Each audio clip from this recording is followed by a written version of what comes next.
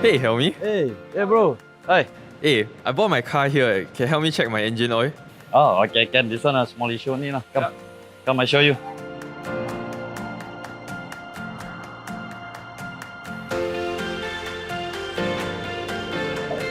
Okay, first of all, you need to ensure that the engine is off, and the best thing is engine is cold lah. You pull out the engine oil dipstick, it looks like this orange or red in color. Then you just wipe off the excess oil at the tip.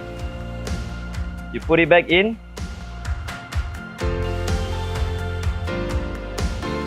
Yep, yeah. That's the maximum level. Ensure that the engine oil is at the maximum level, okay.